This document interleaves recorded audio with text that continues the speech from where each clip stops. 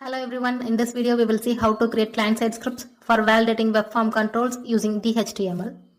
I have been utilizing NetBeans in previous exercises, but I decided to switch to Eclipse as my primary IDE. In our previous examples, we have already covered about the process of creating HTML, CSS and JavaScript files in NetBeans in detail. So please follow the same steps if you are using NetBeans. Now to do this project in Eclipse, launch the Eclipse IDE. Please remember to start the Apache Tomcat server before running your project in Eclipse. This is essential for your application to function properly. If you need a refresher on how to set up and run the Tomcat server, refer to the video in our playlist. I will upload a separate video for installation of Eclipse. Also, I provided a link to Eclipse download page in description. Make use of it. Now let's explore how to create client-side scripts for validating web form controls using DHTML. DHTML is a combination of HTML, CSS and JavaScript. It allows us to create interactive and dynamic web pages. And client-side validation helps us to ensure that the data entered in the web forms is correct and complete before it is sent to the server. And this provides immediate feedback to the users, improve user experience. Also, it reduces the number of errors and server requests. In this exercise, we will create HTML form, style the form, and implement JavaScript validation. Finally, we test the validation. This HTML document creates a simple contact form that includes fields for username, email address, and checkbox for terms and conditions. It also includes error message placeholders for form validation feedback. And this form is styled using external CSS file and has a client-side validation implemented through a separate JavaScript file. First, we start with the document type declaration and opening HTML tag. This tells the browser that we are using HTML5, which is the latest standard. It ensures our document is rendered correctly. This attribute specifies that our document is in English, which is great for accessibility. Now let's look at the head section. This ensures that our document can display a wide range of characters, including special symbols. The viewport meta tag is essential for responsive design. It makes sure our form looks good on all devices, whether it is a phone or a desktop. This part sets the width of the viewport to the width of the device's screen. This part sets the initial zoom level when the page is first loaded by the browser. A value of 1.0 means the page is displayed in normal size without any zoom. Title tag sets the title of our page. You will see in the browser tab. Finally, we link our external CSS file. This is where the magic of styling happens. Moving on to the body of our document, we have a div element that serves as a container for our form. The div has a class attribute which is set to form container. The purpose of this class is to apply specific styles to the container, which allow us to control its appearance and layout on the page. By grouping our form element within this container, we can easily manage spacing, background color, borders, and other styling properties. The h1 tag gives our form a title. It is important to have a clear heading so users know what the form is for. Now let's get into the form itself. We start with the form element, which contains all form fields. Inside the form, each input field is enclosed with div element that has the class form group. By using form group class, we can apply consistent styling, spacing and layout to each input field and its associated label. The form contains 4 form groups, each with a label, input field and an error message span. The form ID equals contact form element is a form itself. It has an ID of contact form, which can be used to reference the form in JavaScript. NoValidate is a HTML5 attribute for form elements. When present, it tells the browser not to perform its built-in validation on form inputs. Let's see what happens if this attribute is not included. You can see the browser will perform its own built-in form validation. Now let's see the form groups. The first form group contains a label for username field and an input field of type text with an ID of username. And we have a span element with an ID of username error to display the error message.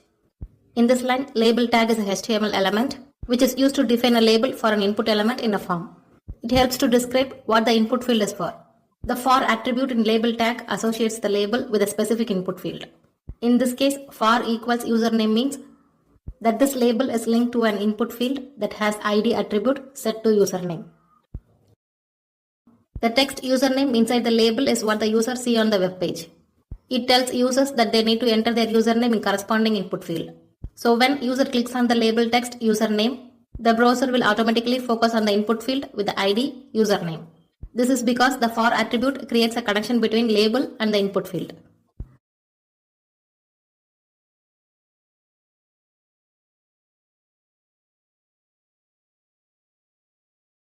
The input tag is a HTML element used to create interactive controls in web form where user can enter data. The type attribute specifies the kind of input control. In this case, type equals text, which means that this input field is for entering plain text, which allows user to type any type of text they want.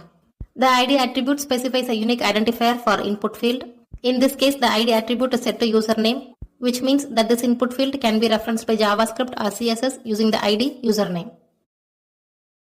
Next, the name attribute specifies the name of the input field, which is sent to the server when the form is submitted.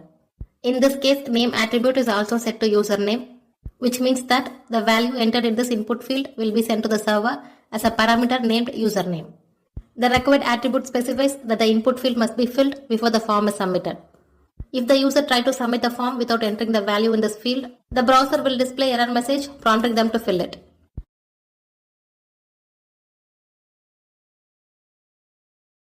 Next, the span tag. It is an inline container used to group inline elements in a document. It doesn't represent anything specific, but it is often used to apply styles or manipulate text. In this case, it is used to display an error message related to username input. The ID attribute gives this particular span a unique identifier, which is username error. In this case, the ID attribute is set to username error, which means that this span element can be referenced by JavaScript or CSS using the ID username error. The class attribute assigns a class name to the span, which is error. This class can be used to apply specific styles like color or font to an element. Typically, elements with a class error might be styled to show that something went wrong, and often using red text to indicate an error.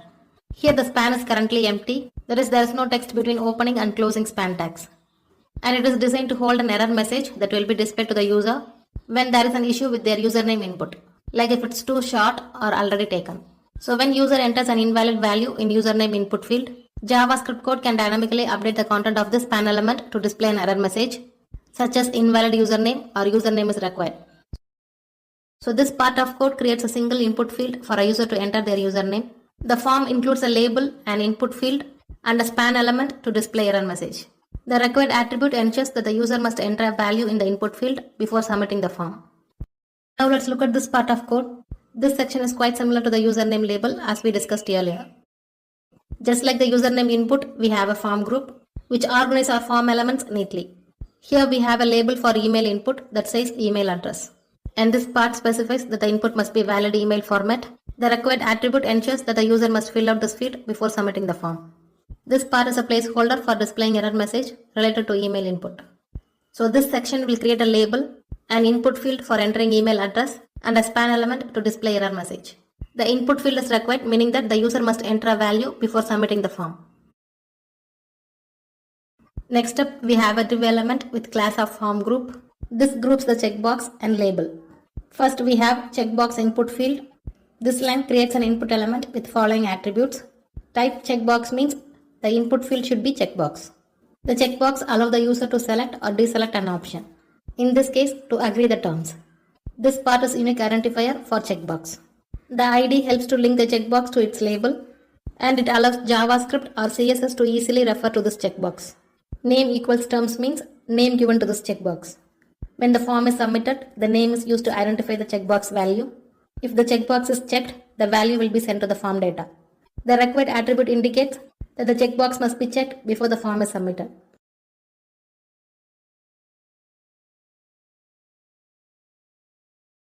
Next, we have label element with a for attribute set to terms. This associates the label with the checkbox input field that has an ID of terms. The label element contains the text I agree to the terms and conditions and a link to term and condition page. The link is created using a element with the following attributes. href equals hash. This is a link URL. In this case, suggest hash symbol, which indicates that link doesn't go anywhere. Target equals blank. This indicates that the link should open in a new tab or window.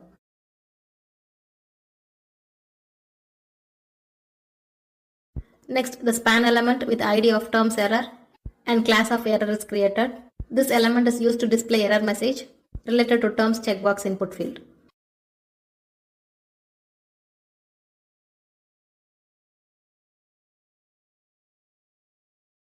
So this part of code creates a checkbox input field, a label with a link to the terms and condition page, and a span element to display error message. The checkbox input field is required, meaning the user must check the box before submitting the form. Next, we have a div element with class of form group. This container has a submit button. This code creates a button element with type attribute set to submit. When it is clicked, this button submits the form data to the server. The button element contains the text submit. And this tag closes the form element that was opened earlier, which indicates the end of the form. Similarly, this tag closes the div element, which wrap around the entire form. Next up, we have script tag. This is used to include a JavaScript in an HTML document. This attribute specifies the source of the JavaScript file. In this case, it points to a file named script.js. By linking to an external JavaScript file, you can keep your HTML clean and separate the logic from the structure. The script tag is placed before the closing body tag. So by placing the script at the end of the body, it ensures that the HTML content loads first before the JavaScript runs. This tag closes the body section and this tag closes the entire HTML document. These are all the HTML structure. This is the form container and this is the form element. These are all the form groups. Form group has error messages. So this code will create a simple contact form with 3 input field, username, email and terms agreement. Also a submit button. The form is wrapped in div container and has error span elements for each input field. The JavaScript file contains code to validate form input and provide feedback to the user. Now we have CSS code which styles the contact form. It defines basic styles for HTML elements such as font family and background color for the body, container styles for the form, typography for headings and labels, styles for input fields that is text, email and checkbox, error message styles, and button styles including hover effect. This makes the text look like Arial font. If Arial is not available on the user device, the browser will automatically use the similar sans serif font like Helvetica or Calibri instead. This line sets the background color to a light blue. Next, the form container. Here we limit the width of the form to 400 pixels and centers it on the page. So this line will center the container horizontally. And we add 50 pixels of space inside the container. And we set the background color of the form to white. Next, we add yellow border around the container. So the border property defines the border of an element with width of 2 pixels. Solid is the style of the border. That is, the border will be a solid line. It also includes dashed, dotted, double, ridge, inset, outset and groove. This is the color of the border, which is hex code for yellow. Next, we give the container slightly rounded corners. So this line will create a smooth rounded corners. And the value determines the amount of curvature. This line adds a shadow effect to create lifted appearance. So this property allows you to add shadow effect to an element. These two zeros are horizontal and vertical offset values. In this case, both are set to 0, which means the shadow will be directly behind the element with no offset. 10 pixel means blur radius of shadow. A larger value will create a more blurred shadow, while smaller value will create a sharper shadow. Next, RGBA of 0, 0, 0, 0.1. This is the color of the shadow. RGBA stands for red, green, blue, alpha. 0, 0, 0 represents the RGB value of the color. In this case, black. 0.1 represents the alpha channel value, which controls the opacity of the color. So the value 0.1 means the shadow will be 10% opaque and 90% transparent. Next, we have heading. This line centers the heading text and sets the color to a deep rich red. This line adds the space below each form group. Next, we have label element and it applies two styles. Display property controls the layout of an element. Display equals block means it makes the label act like a block. So here think of a block as a box. It takes up the whole width of the space. It starts a new line and pushes everything else down. With this, label will always be above the input field like title above a box. And if you don't set display to block, it will default to inline, causing the labels and input field to appear side by side. But now it appears one by one because the input box width is set to 100%. Let me change the width to 20%.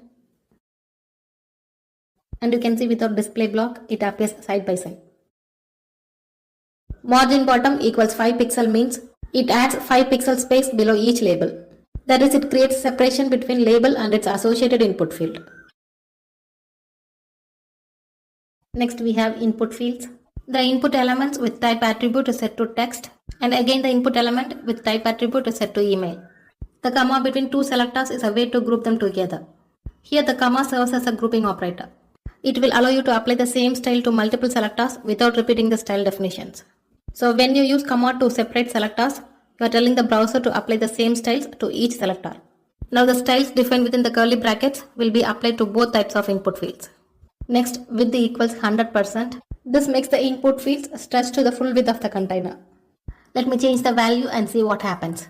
If I set the width of input field to 10%, it looks narrow and affect their appearance and usability. So use larger percentage for input field such as 50%, 70% or even 100%. And when I set the width of the input field to 200%, input field will be twice as wide as its parent container. Add padding of 10 pixel to the input element. This will create some space between the text and the border. Padding is the space between the content of an element and its border. Padding equals 10 pixel means it applies 10 pixels of padding to all four sides. That is top, right, bottom and left. Let me change the value and see what happens. I am adding 10 pixel and 20 pixel. This will apply 10 pixel to the top and bottom and 20 pixel to left and right. And if I apply 10 pixel, 20 pixel and 30 pixel, it applies 10 pixel to the top, 20 pixel to the left and right and 30 pixel to the bottom. And if I make it to 10, 20, 30 and 40, it applies padding in the order of top, right, bottom and left. This line will set the border of input element to 1 pixel. 1 pixel is the border width, solid is border style, and this color code is light gray color.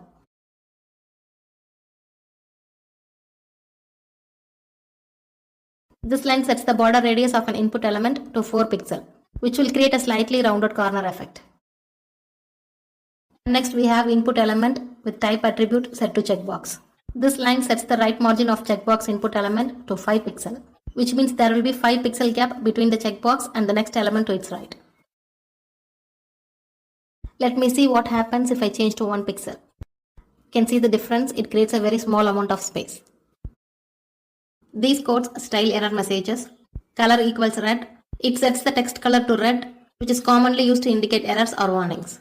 This line sets the font size to 12 pixels, which makes the error message relatively small. These code snippets targets invalid inputs in form.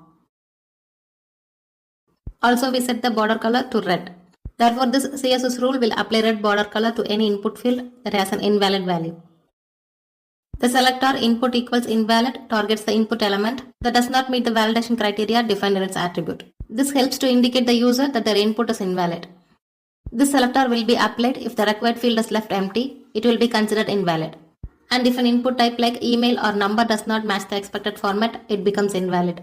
Also, if a field has pattern attribute and the input does not match that pattern, it is also invalid. Moving further, these code styles a button element.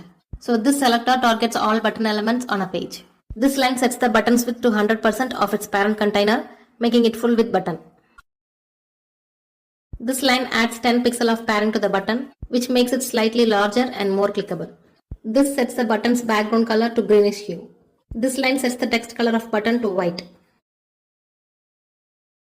This line removes the default border color from the button and gives the cleaner look. If you skip this code, it gives the button a black border color. This line adds the rounded corner effect to the button.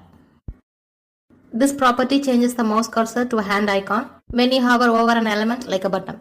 It indicates users that the element is clickable.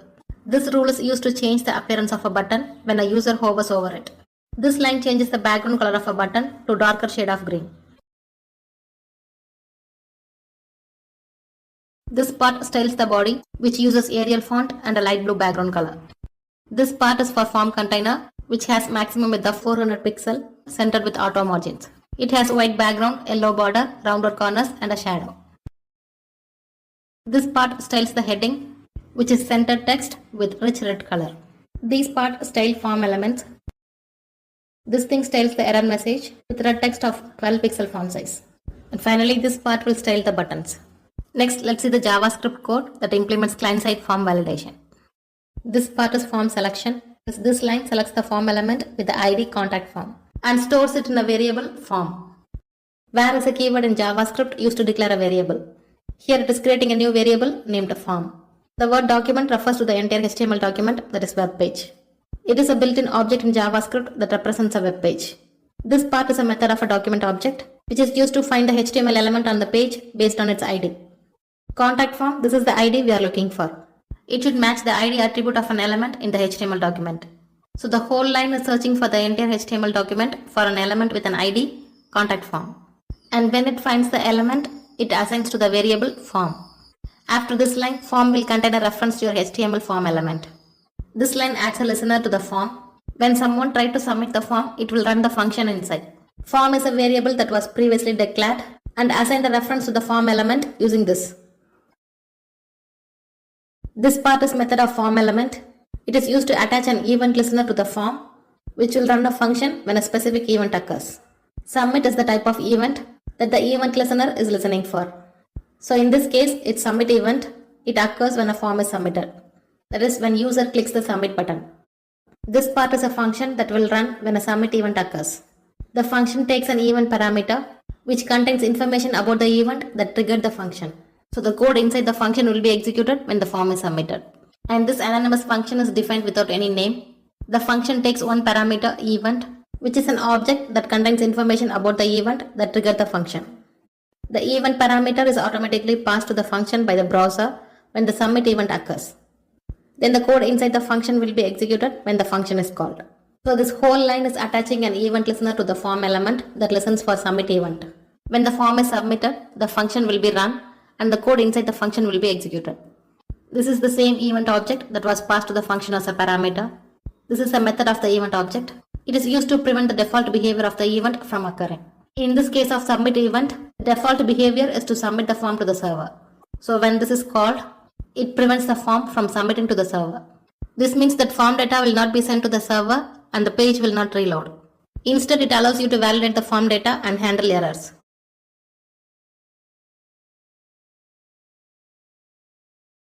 In this line, document refers to the entire HTML document. That is the web page. This part is a method that finds the HTML element with the ID username error within the document. This sets the text content of username error element to empty string, which will clear any previous error message. This line is similar to the previous one, but it clears the error message for email field. Therefore, it selects an element with ID email error and clears its text content. This line clears the error message for terms field. It finds the HTML element with ID terms error and sets its text content to an empty string. So these lines clear previous error messages which are displayed for username, email and terms field. Next in this line, where username declares a new variable named username. Document refers to the entire HTML document. This part is a method that finds the HTML element with the ID username. Dot value retrieves the current value of the input field.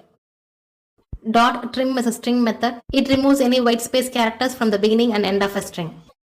The resulting trimmed value is stored in the variable username. In JavaScript, dot operator is used for both accessing properties and invoking methods. That is, it allows you to access properties or methods of an object. In this case, it is used to access this method of an object, document. This is the method of document object. It is used to find and return an element in HTML document based on its ID. Document is a global object in JavaScript that represents the entire HTML document. It is the root node of document object model. So dot operator is necessary to call methods on objects. In this case, after accessing the value property, you have a string that is the user input and you want to call the trim method on that string. Without the dot operator, you will not be able to invoke this method on the string.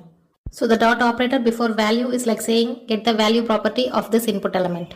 Similarly, dot before trim is like saying use the trim method on the string.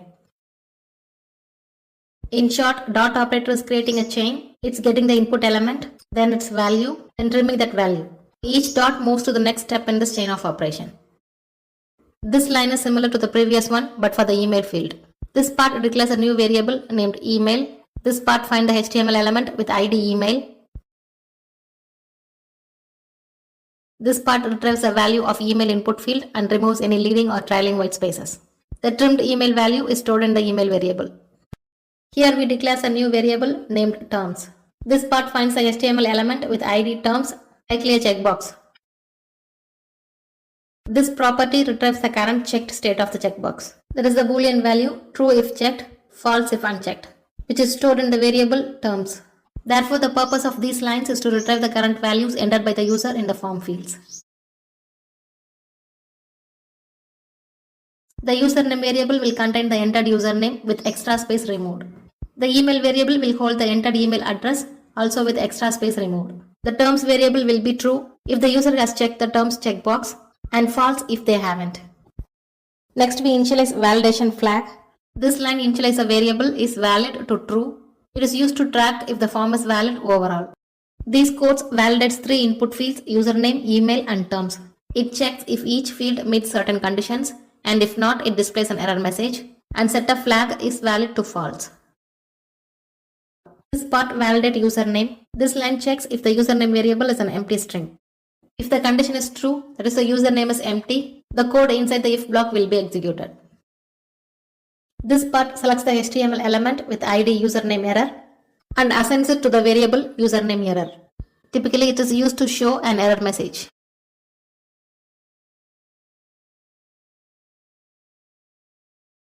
This line sets the error message.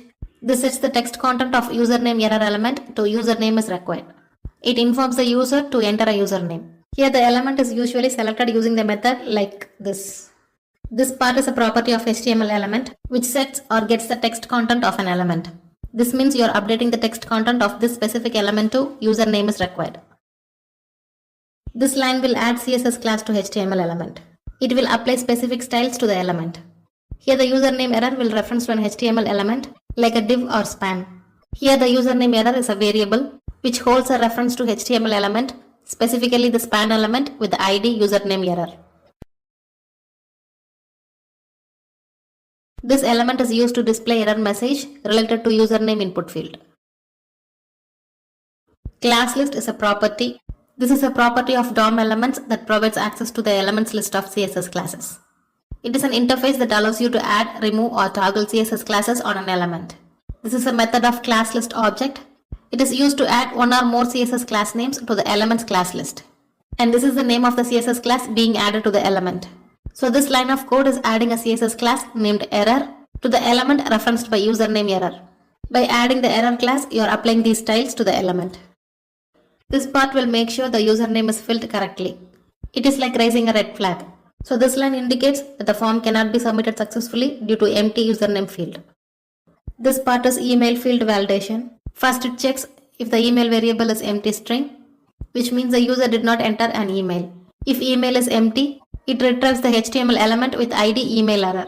Then it sets its text content to email is required and adds the error class to apply specific styles.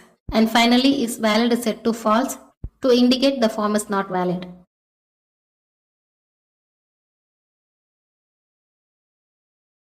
This is second check. Here we use a function. It will check if the entered email is in a valid format. If the email is not valid, it will retrieve the HTML element with ID email error and updates its text content to please enter a valid email address. Then it adds the error class to apply styling. Finally, is valid is set to false. This part is terms agreement validation. This condition checks if the terms variable is falsy, which means that the user has not agreed the terms. And if the terms are not agreed, here it retrieves the HTML element with ID terms error and sets its text content to you must agree the terms. Then adds the error class for styling. Finally, is valid is set to false. Coming to this part, this condition checks if the is valid variable is true, meaning that all validation checks have passed. If the form is valid, this line shows a pop-up message which informs the user that the form has been submitted successfully. It then calls form submit to submit the form.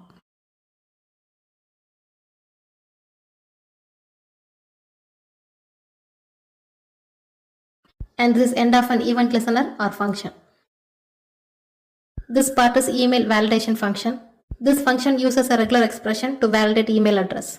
This function is used to check if an email address is in valid format. The function is defined using function keyword followed by function name validate email. It takes single parameter email which will validate email address. Inside the function, variable re is declared and assigned a regular expression pattern. The regular expression is enclosed within forward slashes. The regular expression consists of several components. These two represent the start and end of the string respectively. This part matches one or more characters that can be letters, digits, or any other special characters. So this part represents the username or local part of the email address. This symbol separates the username and domain. This part matches one or more characters that can be letters, digits, or special characters.